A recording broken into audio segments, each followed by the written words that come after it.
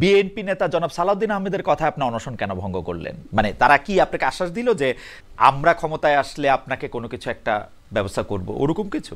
রাজনীতিতে শেষ কথা বলতে কিছু নাই, পৃথিবীতে কোনো কিছুতেই শেষ কথা বলে কিছু নাই। ছোট গল্পেও নাই, রাজনীতিতেও নাই, অর্থনীতিতেও নাই, সমাজনীতিতেও নাই, বিবাহ নীতিতেও নাই, প্রেমেও নাই, কোথাও নাই ভাই। খালেদ ভাই একটু একটু দ্বিমত করছি আপনার সাথে। আর কোথায় শেষ কথা আছে বলেন আপনার? আর কোথায় শেষ কথা বলেন? না না, আপনি আমাকে বলেন তো আপনাকে অপছন্দ করার কারণ কি? আপনি তো যে আপনি বলতেছিলেন যে উমুক যে এত কোটি টাকা খায় দুবাইতে টাকা পাচার করছে, সেটা আমি জানি। আসিফ মাহমুদ এই গণ অভ্যুত্থানের পর পর দুবাইয়ে যান এবং দুবাইয়ে গিয়ে ওখানে আওয়ামী পন্থী অনেকগুলো নেতার সঙ্গে সেখানে বসেন, তাদের সাথে মিটিং করেন, তাদের কাছ থেকে স্বর্ণের উপহার নেন। প্রথমেই জনাব তারেক রহমান আপনার কাছে একটু আসতে চাই। আপনি যদি আমাদের একটু, আপনার কাছে আমার কিছু গুচ্ছ প্রশ্ন রয়েছে, এই প্রশ্নগুলির ব্যাপারে আমরা সুপ্রিম কোর্টের আইনজীবী জনাব রাজ্জাকির কাছ থেকেও একটু জানতে চাইবো, কিন্তু প্রথমে আপনার কাছেই জানতে চাই যে গুচ্ছ নম্বর প্রশ্নের মধ্যে প্রথমটি হচ্ছে দলের নিবন্ধন পেতে যে নিয়মতান্ত্রিক প্রক্রিয়া, তা কি সেইটার নির্বাচন কমিশন বলছে সেটা ঘাটতি ছিল এবং ঘাটতি পূরণ করার উদ্যোগ না নিয়ে আপনি অনশন করে প্রেসার দিতে চেয়েছেন।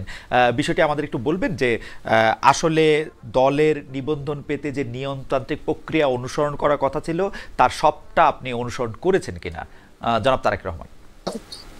আমি শরীয়তপুরের একটা উদাহরণ দিচ্ছি। শরীয়তপুরে আমাদের দুটা উপজেলায় তদন্ত করে, সর্বশেষ যে তদন্ত হয়, এবং বাকি উপজেলার তদন্ত কেন হলো না, আমরা সেই উপজেলা নির্বাচন অফিসগুলোতে বারবার গেলাম এবং ওইখানে যে সচিব দায়িত্বপ্রাপ্ত ছিল সেই সচিবকে আমরা বললাম যে বাকি উপজেলাগুলোতে তদন্ত হবে না কেন। উনি বারবার বলছিলেন যে হেড অফিস থেকে, মানে নির্বাচন ভবন থেকে যদি চিঠি না আসে তাহলে আমরা কি করব। তো আমরা পরবর্তীতে ঠিকই দেখলাম যে ওই সকল উপজেলাগুলোতে না দেখানো হয়েছে। তো আমরা ওই অফিসগুলোর ছবি এবং এরকম ভাবে আরো অনেকগুলো ক্ষেত্র রয়েছে, যেমন পাবনা রয়েছে, রংপুরে রয়েছে। রংপুরে আমাদের সমস্ত উপজেলাতে তারা একবার নেগেটিভ না সূচক রিপোর্ট দেখিয়েছে, তারপরে দিনাজপুরে সবগুলোতে না সূচক দেখিয়েছে, পাবনাতে সবগুলোতে না সূচক দিয়েছে। যেগুলোর ছবি আছে, যেগুলোতে তারা গিয়েছিল, এখানে কয়েকটা ক্যাটাগরি আছে যে আপনাকে যে না লিখবেন। প্রথমত একটা জিনিস দেখা হয় যে কমিটি আছে কিনা, দ্বিতীয়ত সেখানে অফিসের এক্সিস্টেন্স আছে কিনা, তৃতীয়ত হলো সমর্থক আছে কিনা। সমর্থকের বিষয়টি, সমর্থক ভ্যারিয়েবল চেঞ্জ হয়, এখন সমর্থন করছে, পরবর্তীতে সমর্থন নাও করতে পারে, সে বিএনপিতে যেতে পারে, এনসিপিতে যেতে পারে, জামাতে যেতে পারে, আবার নতুন সদস্য আসতেও পারে, যার ফলে আপডেট তথ্যটা নির্বাচন কমিশন গ্রহণ করে। যে আগে যে তথ্য জমা দেওয়া হয়েছে 6 মাস আগে, 8 মাস আগে, সেটার পরিবর্তে আপডেট একটা ইনফরমেশন দিলেও সেটা কিছুটা তারা সহনীয় জায়গায় রাখে, কিন্তু অফিসের অস্তিত্বর জায়গাটা একবারে খুবই ফিক্সড, যেটা থাকতে হবে। তো আমাদের সেই অফিসগুলোর ছবি এগুলো আমরা সবগুলো যখন দিয়েছি, তখন তারা নিজেরাই হতবিহ্বল হয়ে গেছে যে এই জায়গায় তো তারাই গাড়ি নিয়ে, সেখানে পাজেরো গাড়ি নিয়ে নামছে, ভিডিওতে দেখা যাচ্ছে তারা কথা বলতেছে, মুচমুচকে চানাচুর চাবাচ্ছে, কিন্তু বলতেছে তারা অফিস পায়নি। তো এই বিষয়গুলো আমাদের যখন ধরা পড়ছে তখন আমরা তাদেরকে বললাম। অর্থাৎ আপনার যে নিয়মতান্ত্রিক প্রক্রিয়া অনুসরণ করার কথা ছিল সেই নিয়মতান্ত্রিক প্রক্রিয়া আপনি অনুসরণ করেছেন। আমি এই বিষয়ে বলছি যে নির্বাচন কমিশনের কি কি শর্ত আছে আমাকে পূর্বেই বলা হয়েছে। একটা রাজনৈতিক দল হিসেবে আমি সেই শর্তগুলো কেন পূরণ করার আপ্রাণ চেষ্টা করব না?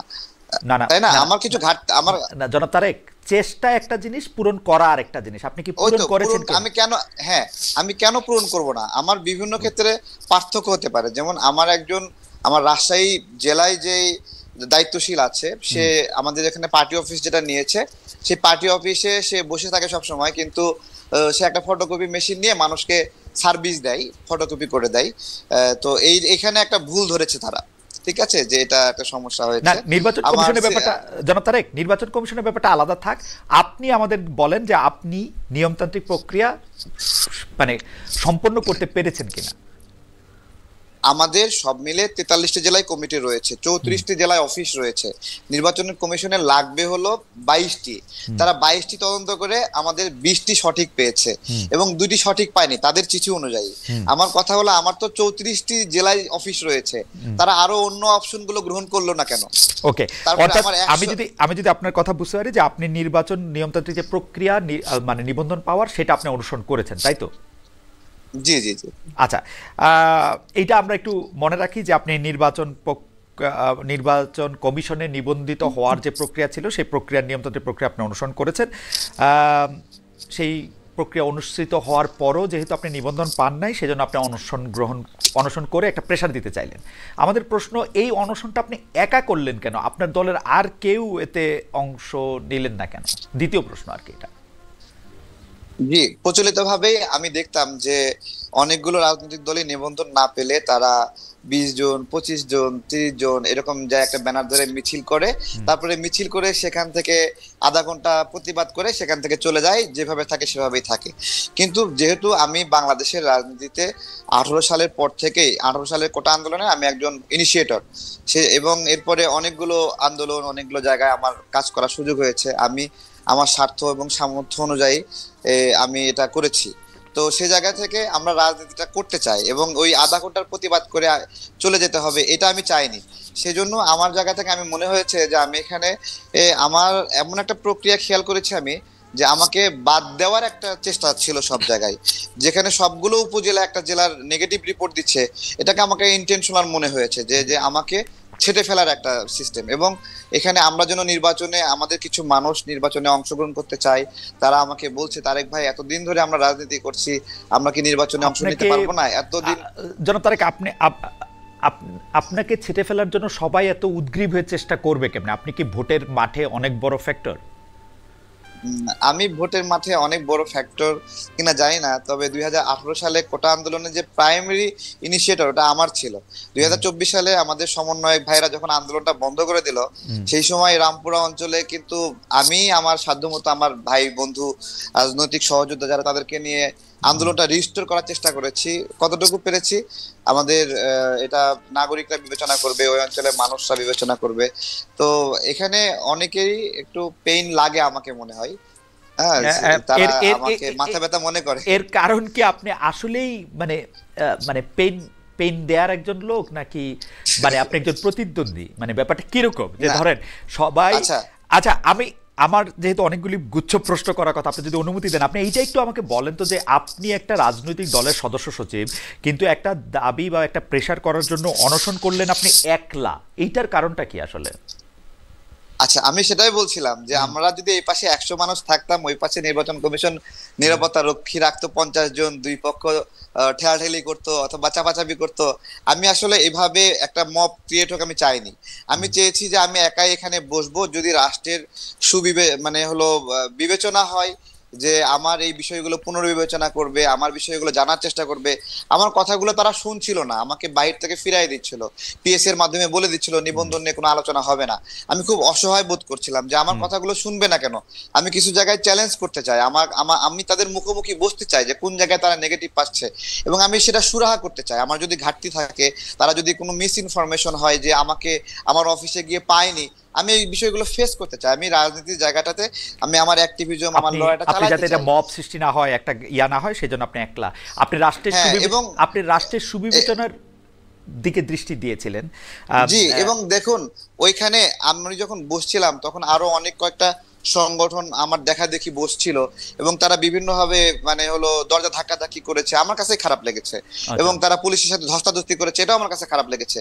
আমি আমি আমি তাদের প্রতিপক্ষ হতে চাইনি, আমি একটা ন্যায় বিচারের জায়গা থেকে বারবার প্রার্থনা করছিলাম যে এখানে কোথাও ভুল হচ্ছে, আপনারা জাজমেন্টটা সঠিকভাবে করেননি।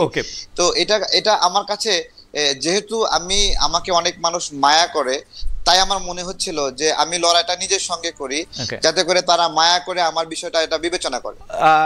জনাব তারেক রহমান, আপনি এত সুন্দর কথা বলেন, আপনার কথা শুনতেই ইচ্ছা করে, কিন্তু ঘটনা হইতেছে যে আপনি নির্বাচন কমিশনের রাষ্ট্রের যারা কর্তৃপক্ষ তাদের দৃষ্টি আকর্ষণ করতে চাইলেন, কিন্তু আপনি অনশনটা ভাঙলেন হচ্ছে বিএনপি নেতাদের কথায়।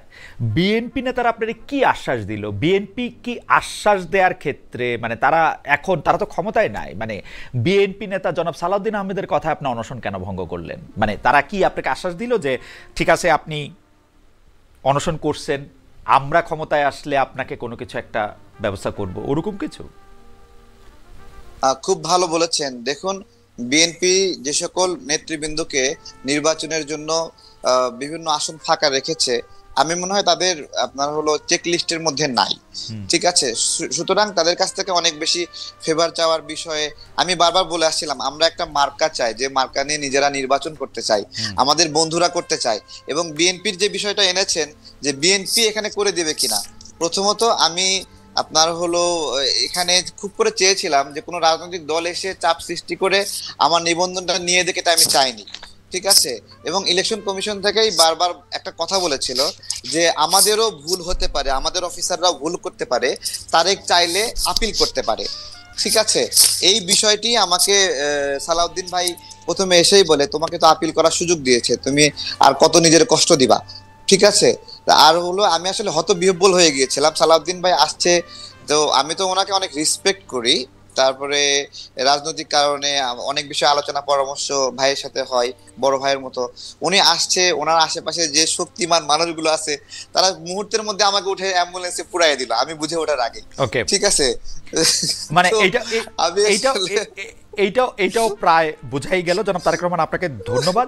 আমি আপনার কাছে আবার আসব এবং আমি একটু অ্যাডভোকেট রাজ্জাকের কাছে জানতে চাইবো যে অ্যাডভোকেট রাজ্জাকে, আমি দুই একটা জিনিসের মানে মূল প্রশ্নে যাওয়ার আগে আমি এই বিষয়ের দুই একটা জিনিসের জন্য আপনার সাহায্য চাই। একটা কথা হচ্ছে যে আপনি কি মনে করেন জনাব তারেক রহমান নিবন্ধন পাওয়ার জন্য যে শর্তগুলি ছিল সেই শর্তগুলি পূরণ করেছেন, তারপরও তাকে নির্বাচন করতে দেওয়া হয় নাই,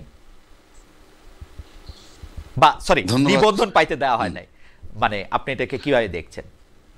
ধন্যবাদ খালেদ ভাই আপনাকে এবং তারেক, আপনাদের দুইজনের সাথেই আমার এই দেখা হইলো মুখোমুখি পর্দায়।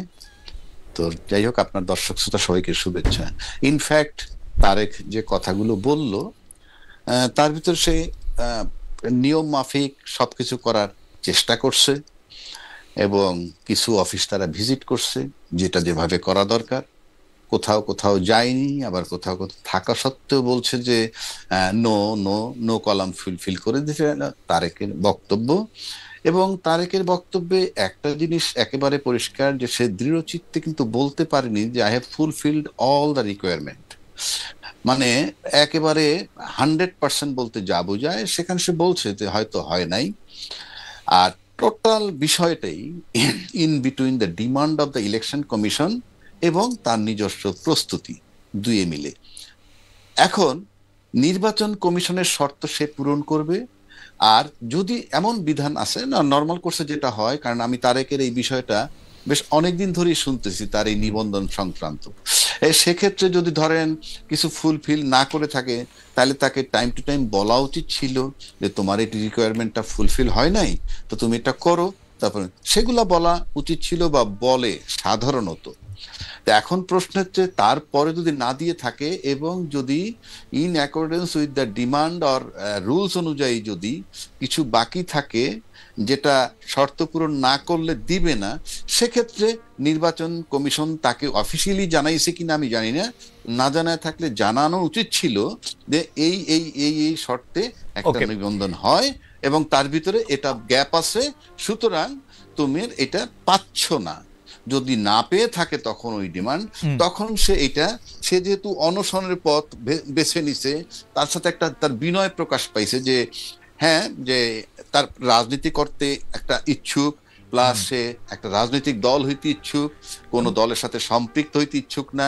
সেক্ষেত্রে সে একটা বিনয়ের একটা মানে বিনয় তৈরি করে পেতে চেয়েছে। সে অনেকটা অ্যাডভোকেট রাজ্জাকি, আপনি তো আমি আপনাকে শুনি, আপনি তো রাজনৈতিক বিশ্লেষকও বটে। আপনার কাছে কি এরকম মনে হয়, যেহেতু জনাব তারেক ক্রমাগতভাবে এনসিপির বিভিন্ন দুর্বলতা, সেটি উনার কাছে প্রমাণ আছে কি প্রমাণ নাই সেটি আমি জানি না, বলে থাকেন, সরকারের সাংঘাতিক সমালোচনা করে থাকেন, জামায়াত ইসলামের এগেনস্টে একটা অবস্থান নিয়ে থাকেন, সেই জন্য কি উনার নিবন্ধনটা ঝুলে গেল? কারণ উনি যেটা তুলনা দেন যে উমুক উমুক পার্টি আসলে উনার চেয়েও কম অফিস নিয়ে কম ইয়ে করে নিবন্ধন পাইলো, আপনার কাছে কি এরকম মনে হয় যে উনি কি আসলে এনসিপির বিরুদ্ধে ওনার একটা অবস্থান, জামায়াতের বিরুদ্ধে একটা অবস্থান, সরকারের বিরুদ্ধে একটা অবস্থান, এইটার কারণে উনি নমিনেশন মানে সরি এই যে বারবার নমিনেশন বলতেছি, মানে নিবন্ধনটা পাইলেন?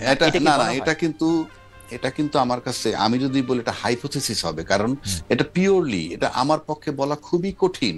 এই কারণে আমি কি করে বলবো এটা একমাত্র, যেমন ধরেন এই যে আমরা একটা কথা বলি যে জুলাই চেতনা ধারণ করে কারা, ফর এক্সাম্পল এই যে জুলাই চেতনা ধারণ করে কারা, এটা নাম্বার 1 যে ব্যক্তি ধারণ করেন তিনি, নাম্বার 2 এই ব্যক্তি যে ধারণ করেন এটা যারা বিশ্বাস করে।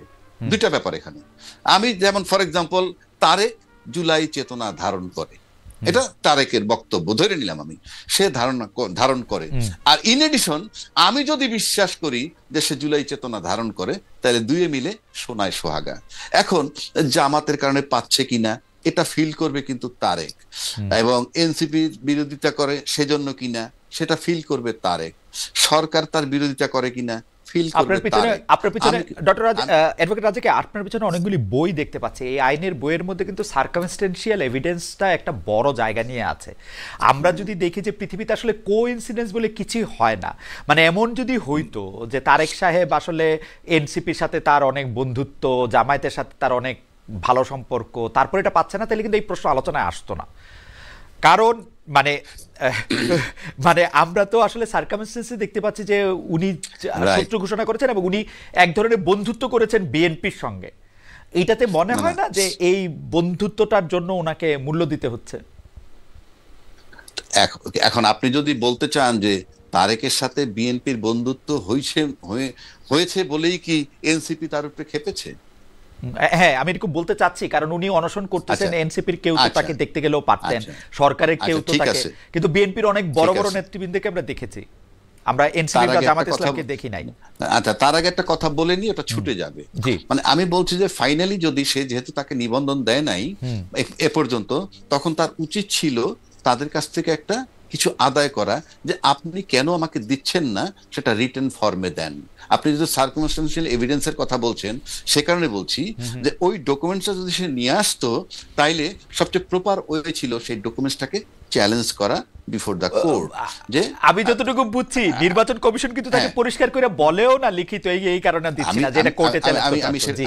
ইয়েস, আমি সেটা বলছি, কারণ আমি আপনাকে অতি সম্প্রতি একটা ঘটনা বলি, যে একজনে একটা আর্মস সিজ করছে আমার একটা বন্ধুর, সে রিটায়ার্ড মেজর, এবং তার আর্মসের ব্যাপারে আমরা একটা রিট করছি সেটা ফেরত দেওয়ার জন্য।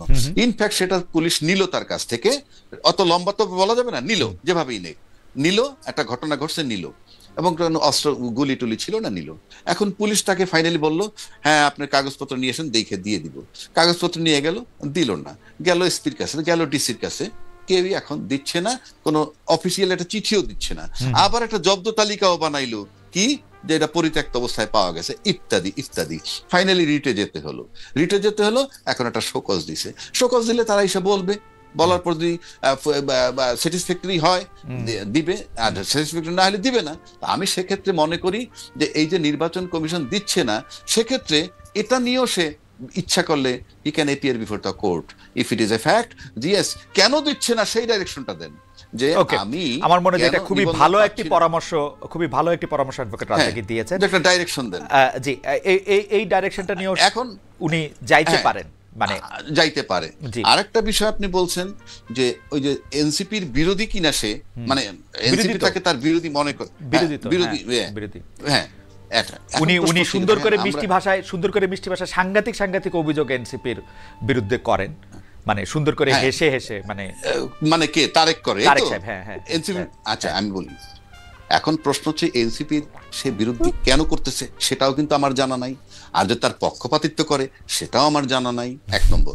2 নম্বর হচ্ছে, আমরা যদি আমি ব্যক্তিগতভাবে আপনি আমাকে জিজ্ঞেস করেন, আমরা কিন্তু জুলাই চেতনায় সবাই বিশ্বাসী, মানে আমরা আন্দোলন করেছি, দলমত নির্বিশেষে আমরা সবাই বলি।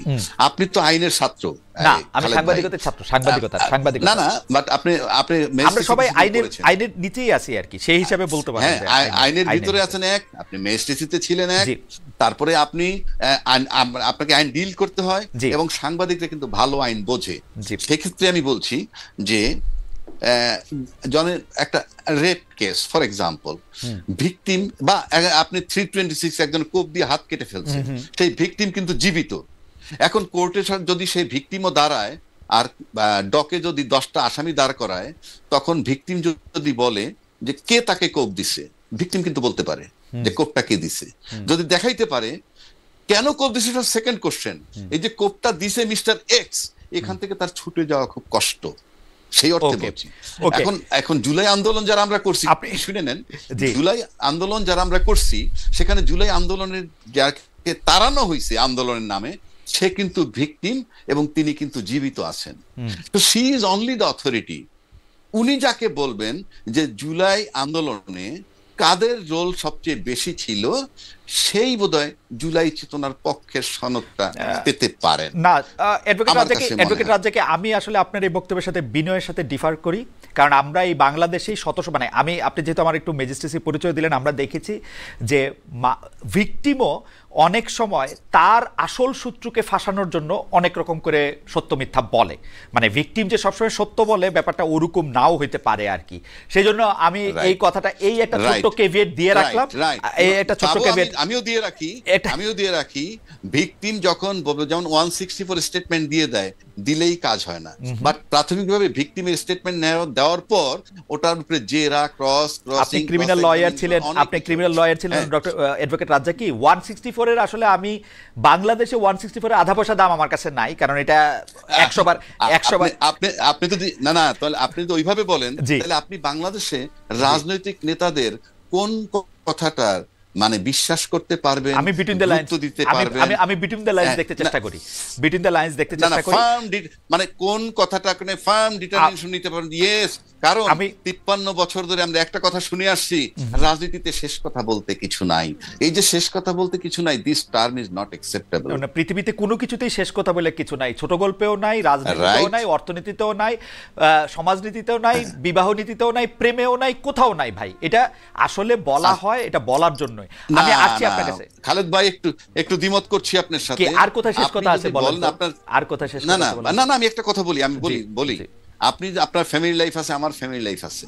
দেখা গেল আমার ছেলেকে যদি আমি একটা বিষয় নিয়ে সকালে একরকম কথা বলি, সন্ধ্যা একরকম কথা বলি, পরদিন আর একরকম কথা বলি, আর যদি বলি বাবা শেষ বলতে কিছু নাই, it will not be accepted. Simple. সুতরাং আপনি ওইভাবে চর্চা করলে ফ্যামিলি, আমি আবার আইনের কাছে যাই। যেমন ধরেন, আপনি আপনার উত্তরাধিকারের জন্য উইল করে যান না, সেটা কি শেষ উইল? এই পৃথিবীতে শেষ উইল বলে কিন্তু কিছু নাই। এই পৃথিবীতে শেষ উইল বলে কিন্তু কিছু নাই। আমি বলছি বিধান মোতাবেক করলে সেই উইল থাকে, কিন্তু শেষ উইল বলে কিন্তু কিছু নাই। যাই হোক, হাওয়েভার শেষ উইল বলে কিছু নাই, আমার কাছে শেষ কথা বলেও কিছু নাই সব ক্ষেত্রে। কিন্তু জনাব তারেক, আমি আপনার কাছে আসতে চাই যে জনাব রাজ্জাকি আপনাকে আসলে একটা পথ দেখাইছেন যে আপনাকে আসলে ঠিক কাগজেরও দরকার নাই, কেন তারা কাগজ দিচ্ছেন না সেটাও আপনি চ্যালেঞ্জ করতে পারেন, কিন্তু সেটা অন্য কথা। কিন্তু আমরা কিন্তু আপনাকে দেখি জনাব তারেক রহমান, আপনি খুবই মানে, আমি জানি না আপনার কাছে কতটুকু মানে ফ্যাক্ট থাকে, আপনি ফ্যাক্টে বেস করে কিনা আপনি বলতেছেন, কিন্তু আপনার বলার কথা এরকম বলছেন যে সবাই মিলে হয়তো আপনাকে চাচ্ছে, যে আপনাকে পেইন মনে করতেছে। কিন্তু আমি যদি একটা ছোট্ট উদাহরণ আপনার কাছে জানতে চাই, আপনি যখন অনশন করতেছিলেন, আপনি এই রাষ্ট্রের, এই সরকারের একজন প্রধান ব্যক্তি, যিনি, তাকে আপনি যে ভাষায় আপনি বকাবকি করলেন, গালাগালি করলেন, বা যে ভাষা আপনি তাকে সম্বোধন করলেন, এটা কি ঠিক আছে? মানে is it okay for you, জনাব তারেক? জি, অনেক ধন্যবাদ। আমি যখন অনশনে ছিলাম, এটা 134 ঘন্টা, আমি ওই দিন সকালবেলায় আমি অনেকটা নিজের শরীরের উপরে নিয়ন্ত্রণটা অনেকটা হারিয়ে ফেলি, এবং শরীর, মস্তিষ্ক, চিন্তার উপরে। এবং এর ফলে আমি শুধু ডক্টর ইউনূস না, ইলেকশন কমিশনের ব্যক্তিবর্গের বিরুদ্ধেও আমি অনেক রাগারাগি করি। এবং যার ফলে ইলেকশন কমিশনার, তারা তো শুধু চাকরি করেন না, তাদের পরিবারও আছে। সেই পরিবারের মানুষগুলো তাদেরকে জিজ্ঞাসা করেছেন যে কি চাকরি করো, তোমাকে নিয়ে মানুষ সমালোচনা করে। তো সেই পরিবারগুলো অনেক কষ্ট পেয়েছে, এটা আমি বুঝছি। কিন্তু ডক্টর ইউনূস স্যার সহ সামগ্রিকভাবে যে সমালোচনা এসেছে, আমরা জুলাই গণ অভ্যুত্থানে, আমি আপনার অনেকগুলো, এই গণ অভ্যুত্থানে প্রায় 4-5টা মামলার আমি গুরুত্বপূর্ণ আসামি, সেটা অবশ্যই 6-এর মধ্যে সবগুলো আসামিতে 1 নাম্বার আসামিও আছি। কিন্তু এই গণ অভ্যুত্থানে কারাবন্দীদের নিয়ে সরকার একটা প্রোগ্রাম করে, এবং দেখেন আমাকে এতটুকু অপছন্দ করে যে আমাকে সেই কারাবন্দীদের প্রোগ্রামে মানে মিনিমাম দাওয়াতটুকু দেওয়া হয়নি, বা যাওয়ার সুযোগটুকু দেওয়া হয়নি। এরকম আরো অনেকগুলো বিষয় রয়েছে। আমরা জুলাই গণ অভ্যুত্থানে অনেক ভালো ক্ষতিগ্রস্ত হওয়ার ফলেও হ্যাঁ, ভালো ক্ষতিগ্রস্ত মানে এত বেশি নিপীড়ন হয়েছে, আমার দাঁত এটা কিন্তু ভাঙা, কিন্তু এটা র্যাবের ডিজি ওই সময় ঘুষি মারতে মারতে আমাকে অজ্ঞান করে ফেলে, এবং সেই সময় আমার এই দাঁতটা মানে অর্ধেক ভেঙে যায়। না না জনাব তারেক, এ তো জনাব তারেক, এগুলি ঠিক আছে, এগুলি মোটামুটি আমি আপনার মুখে এগুলো শুনেছি, যে বলছি। আপনি না আমাকে না, বলেন তো এগুলো আপনাকে বলছি। অপছন্দ করার কারণ কি? আপনি সেটাই তো হ্যাঁ, কারণটা কি? সেটাই বলছি, জি সেটাই বলছি।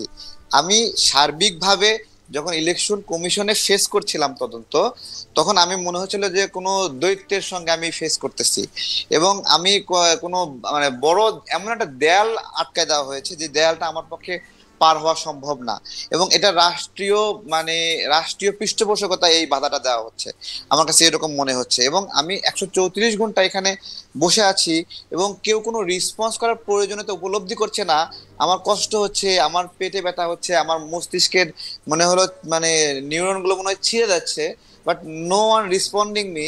তখন ওই রাগান্বিত অবস্থায় এই ধরনের একটা স্টেটমেন্ট চলে আসে। ওকে, এরপরেও আমি আমি আমি পরে যখন শুনছিলাম, তখন আমার কাছেই মনে হচ্ছে যে এভাবে বলা মনে হয় আমার ঠিক হয়নি। কিন্তু আপনি এনসিপির সদস্যদের বিরুদ্ধে অনেক সময় যারা উপদেষ্টা আছেন তাদের বিরুদ্ধে আপনি যেগুলো অভিযোগ করেছেন, সেসব অভিযোগগুলি কি হিয়ারসে, নাকি আপনার কাছে কোনো রকম কোনো প্রমাণ আছে? যেমন আপনি উমুক এত টাকা চাঁদা পেয়েছে, চাঁদা নিয়েছে, উমুক এত টাকা খেয়েছে, উনি এইভাবে চাকরি দিয়েছেন, এইভাবে কিন্তু আপনি বলেন। এইটা কি আসলে আপনি প্রমাণ রেখে বলেন, এটা ঝগড়া বাঁধাতে বলেন? বিএনপি, আপনি এই কথাগুলি বললে বিএনপির সুবিধা হয় এই জন্য বলেন? কেন বলেন আসলে এগুলা? আচ্ছা, আপনার হলো যদি এরকম হয়, এই সরকার আপনার দীর্ঘদিন থাকতে চায় এবং আমার এই সমালোচনা করার ফলে তাদের দীর্ঘদিন থাকাটা বাধাগ্রস্ত হয়, তাহলে তো বিএনপি লাভবান হবে এবং সেক্ষেত্রে বিএনপি খুশি হবে, খুব স্বাভাবিক। আর যে প্রমাণের কথা বলছিলেন, আমি একটা সুনির্দিষ্ট একটা আইটেম বলি। ওয়াসার যে নিয়োগ প্রক্রিয়া ছিল একটা, সেখানে উপদেষ্টা নাহিদ ইসলামের নাম সুস্পষ্টভাবে লেখা ছিল যে তিনি কয়জনের নাম সুপারিশ করেছেন। আসিফ মাহমুদ তার পিএস এর মাধ্যমে কতজনকে নিয়োগের জন্য সুপারিশ করেছিলেন তার সুস্পষ্ট প্রমাণ সেখানে আছে। শুধু তাই না, আমি আরো আরো কিছু সুনির্দিষ্ট বলছি। একজন সচিব আছেন যিনি জেল থেকে একটা প্রতিষ্ঠান চালাচ্ছেন, আপনার হলো তাকে কয়েকশো কোটি টাকার একটা প্রজেক্ট আসিফ মাহমুদ দিয়েছে, ঠিক আছে? এবং আসিফ মাহমুদ দেখেন নিজে বলছে যে এই সময়ে এসে 10 থেকে 20 কোটি টাকা না হলে নির্বাচন করা যায় না। তাহলে সে এখন বলছে ঢাকা 10-এ নির্বাচন করবে। আমার প্রশ্ন হলো, তাহলে কি তার 10-20 কোটি টাকা সংগ্রহ হয়ে গেছে? এইভাবে তো অঙ্ক মিলে না। প্রথম কথা আমি বলি, ওয়াসার নিয়োগ নিয়ে আপনি যে কথা বলেছেন, যে একজন উপদেষ্টা বা একটা রাজনৈতিক দলের নেতা হিসাবেও যদি আমি চিন্তা করি, বা একটা আন্দোলনের নেতা হিসাবে, উনারা কি মাস্টার রোলে 10 জন 20 জন 100 জন লোকের নিয়োগের কথা সুপারিশ করতে পারবেন না? উনারা তো ওয়াসায় যে নিয়োগের কথা বলা হচ্ছে সেগুলি মাস্টার রোল, স্থায়ী চাকরি না, সেই কথাই বারবার বলা, মানে সবচেয়ে বড় দুর্নীতি হিসেবে। আপনারা অবশ্যই মাঝে মাঝে প্রেস ক্লাবে দেখেন যে আউটসোর্সিং এর মাধ্যমে নিয়োগ পাওয়া লোকগুলো চাকরি স্থায়ীকরণের জন্য আন্দোলন সংগ্রাম করে চাকরি স্থায়ী করে নেয়। এটা একটা স্বাভাবিক রাজনৈতিক নিয়োগ, যেগুলোকে চাকরিতে স্থায়ী করা হয়। আমি শুধু ওই ওয়াসার বিষয়ে বা এগুলোর বিষয়ে না, আসিফ মাহমুদ একটা বক্তব্য দিয়েছিল, 78,000 মানুষকে তারা কর্মসংস্থান দিয়েছে, নিয়োগ দিয়েছে। আমার প্রশ্ন হলো যে বিসিএস এর মাধ্যমে বা বিভিন্ন মাধ্যমে যে নিয়োগগুলো হয়, এই গণঅভ্যুত্থানের পরে খুব কমই ফেয়ারলি সেই রিক্রুটমেন্ট গুলো চালু ছিল। তাহলে 78,000 রিক্রুটমেন্ট উনি 3 মাস নিয়োগে, এই সরকার গঠনের প্রায় 3 থেকে 4 মাসের মধ্যে উনি বলেছিলেন যে এইরকম ভাবে এই 78,000 নিয়োগ দিয়েছেন। আমার প্রশ্ন, সেটা কোন রিক্রুটমেন্টের মাধ্যমে দিয়েছেন, এবং সেই জায়গায় বাংলাদেশের নাগরিকরা তাদের ফেয়ার প্রতিযোগিতার মাধ্যমে নিয়োগের অধিকার পেয়েছিল কিনা? ওকে, তবে আমার কাছে মনে হয় জনাব তারেক রহমান, আমরা যদি একজন রাজনীতিবিদ যখন আরেকটা রাজনীতিবিদের বিরুদ্ধে কোনো অভিযোগ করে, নিশ্চয়ই এইটার মধ্যে তার কাছে একটা ফেয়ার, মানে শুধু অনুমান না, তাকে দেখতে না পারা না, মানে তার কাছে একটা প্রমাণপত্র থাকবে। আমরা আগের রাজনীতি তো আর দেখতে চাই না আপনাদের মধ্যে, সেটাও কিছু তো আছেই। আমি বলছি দেখেন, কিছু তো দুর্বৃত্তায়ন আছেই।